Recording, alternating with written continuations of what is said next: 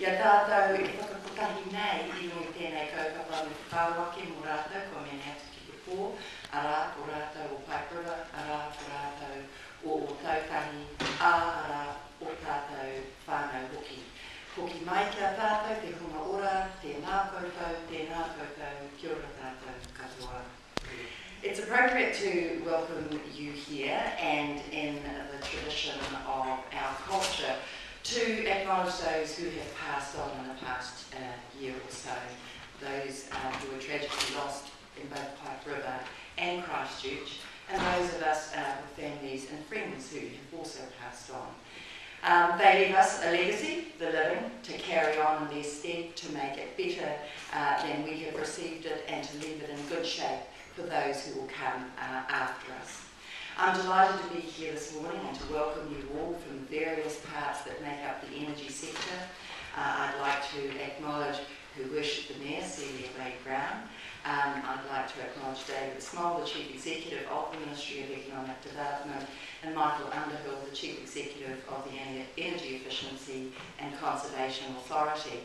I'd also like to acknowledge the Deputy Chair, Marion Cowden, and congratulate the two new appointments to the ECA board, Liz Tanieru and Janet Carson, who have joined us this morning.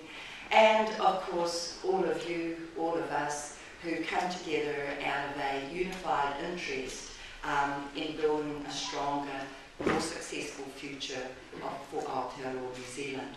As David's already mentioned, energy and resources are a cornerstone of that. They power our future, and this morning I'm absolutely delighted to be formally launching our energy strategy, which I believe all of you have a copy of, developing our energy potential. You will be able to read it at your leisure and find in it the things that excite you the most of the completely exciting menu. We believe that this strategy delivers to all New Zealanders. New Zealand is blessed with an abundance of energy resources, and that gives us the opportunity to build a portfolio of balanced energy options. Our government is committed to a future that provides security, prosperity and opportunity for all New Zealanders and focuses on success. And in order to attain that, we need to have a strong and growing economy. The abundance of energy resources that we are blessed with here in New Zealand give us the opportunity to explore both in the renewable sphere. We have been blessed with water, with wind, with geothermal. We have been blessed with sunshine and tidal power. And we also have the opportunity of exploring further our oil and gas and mineral potential. We do all of this exploration off the back of investing in research, investing in science to support a targeted approach to exploiting our energy opportunities.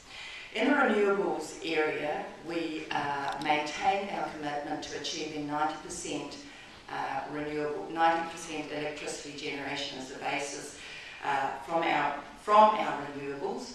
And we intend to achieve that by 2025, and I'm pleased that at the March quarter this year we had achieved 79%. We also have the highest ever consented renewables at 1,340 megawatts earlier this year.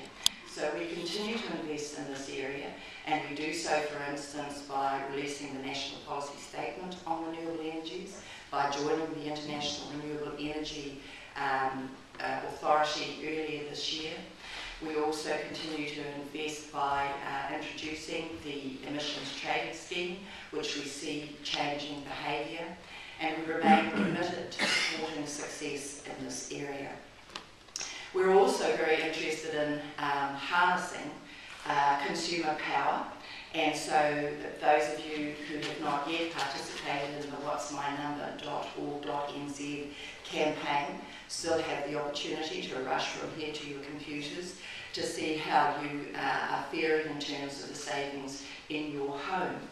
That consumer power has seen over 400,000 New Zealanders visit that website, and if all of them take up the savings that are estimated there, we can expect between $56 and $58 million of savings. We're also very keen to see energy efficiency and conservation continue not only in our homes but in our businesses, and Mike Underhill will be talking about the work in this area that the Hekia is doing. I had the pleasure on Friday of travelling to Turangi. Well, I had the pleasure of being amongst Tūwhare Toa in Turangi and celebrating with them their commitment to the Warm Up New Zealand Heat Smart program. They are going to co-fund with the government 2,600 of their EU members' installation of their homes across the country. I'm meeting with a number of Pacific leaders next week to discuss how they may also be involved in co-funding in order to deliver better energy efficiency into homes and, of course, warmer and healthier families. So on the renewables and energy efficiency side, the government remains committed, and we are investing both in regulatory and funding terms to support that. On the fossil fuel side, we remain committed to exploring in that area also. We know that we have significant oil, gas and mineral potential.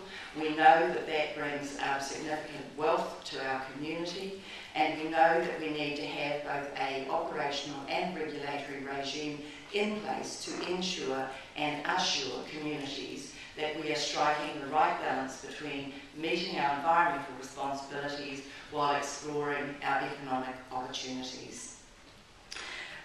Fossil fuels will continue to play an important part, and over half of the energy we currently consume comes from petroleum. As all of us journey to that low carbon future, we have to be realistic that New Zealand is still dependent to a significant degree on fossil fuels, and so is the global community of which we are a part. And we are very keen to be able to continue to export. In 2010, the export of petroleum was the fourth highest earner for New Zealand. So we will continue to explore in this area. We are focused on how we can continue to improve the regime within which these activities occur. And so last week, my colleague, Dr. Nick Smith, or week before perhaps, announced the introduction of legislation to fill the legislative gap in the EEZ and the continental shelf, and a bill has been tabled in Parliament that will provide for the management of environmental responsibilities in that area. Also this month, my colleague, Kate Wilkinson, announced the establishment of a high hazards unit to focus on safety on oil rigs and in mines. And early last year, we conducted in the Ministry of Economic Development a review of health and safety, and we're very pleased that recommendations of that view have been carried out, and we are looking forward to the establishment of the high hazards unit. There will be 8 inspectors devoted to both the oil and petroleum and the mining sectors.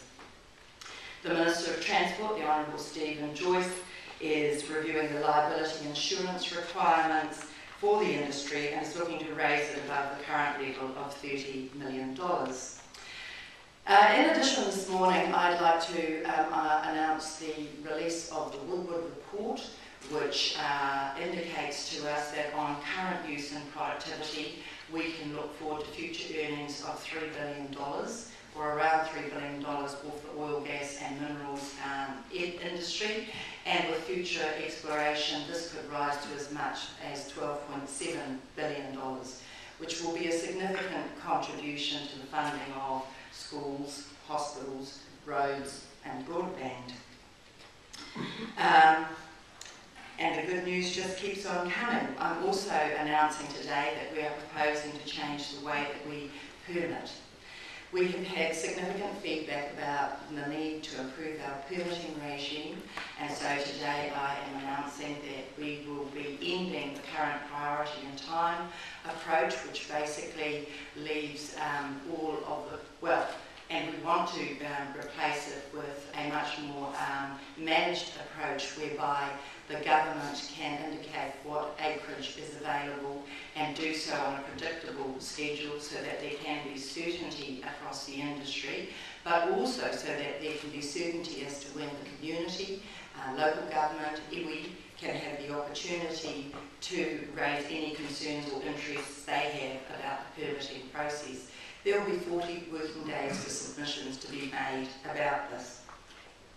And finally, in the suite of announcements that I'm making this morning, I also want to announce that we are embarking on a review of the Crown Minerals Act 1991. The first part of this consultation occurred in August last year. It was about particular aspects within the Act, and the feedback we got was that submitters would like the opportunity to comment on the overarching piece of legislation. So we are reviewing that. This Act is 20 years old. It was passed in 1991. And we think that it needs to be updated and future-proofed, and we think that there will be significant community interest in participating in this review. So as part of that ongoing approach, we look to release a discussion document by the end of this year, because we would like to be able to pass revised legislation by the end of next year. So, excuse me.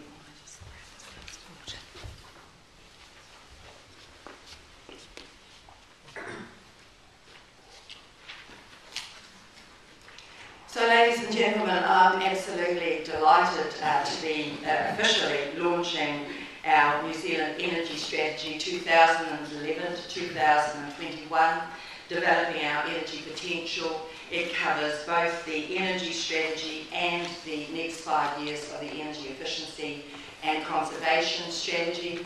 This is a very exciting contribution to our growth as an economy and as a nation. In the end, this is about better jobs and higher incomes. It's about raising the standard of living for all New Zealanders. It's about striking the balance between meeting our environmental responsibilities while also exploring and exploiting our economic opportunities. It's about ensuring that we have a regime that is comprehensive and that meets the needs of a 21st century energy sector. We're extremely fortunate in New Zealand to have this abundance of resources, and as a government, we're committed to ensuring that we make the very best of it so that we can deliver for all New Zealanders